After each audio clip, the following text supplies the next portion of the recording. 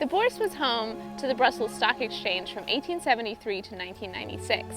Currently, it's undergoing extensive renovations to reopen as a beer museum in 2023, complete with a rooftop bar experience. It's a building that I pass every day, and it has a kind of nightmarish quality to me. Often, as I look at it, I'm reminded of an H.P. Lovecraft quotation. Man is like a coral insect. He builds vast, beautiful mineral things for the moon to delight in after he's dead. And this speaks to two qualities of the architecture. Its wild, almost organic ornamentation and the feeling of that fecundity turning to decay, the uselessness of that accumulation. And while many of the elements are individually beautiful, together they comprise a kind of dreadful mirror for the modern viewer. In this building, we can begin to confront the dark history of colonialism.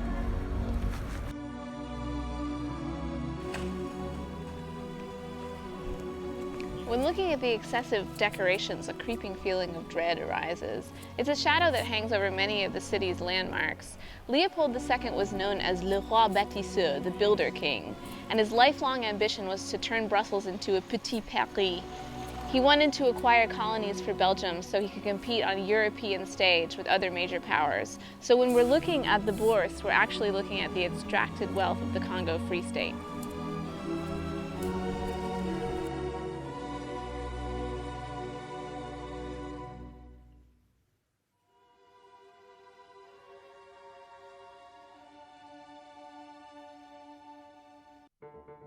It was constructed as part of Leopold II's renovation of the city after the covering of the River Seine.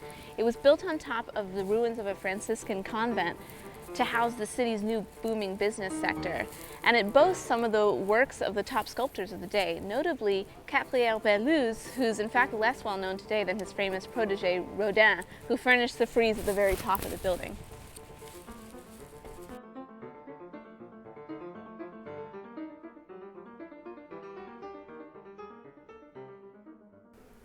It's hard to get oriented when looking at this work.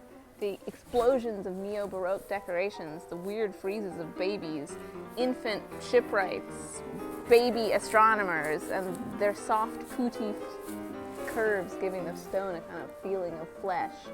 And then there's the scale play. There's a tiny woman, and then a giant's head, and then an enormous baby. It's like, what universe are we in?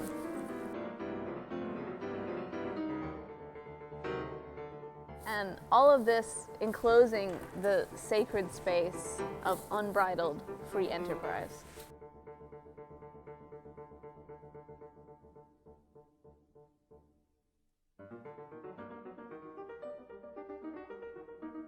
And today, the building sits as a functionless shell.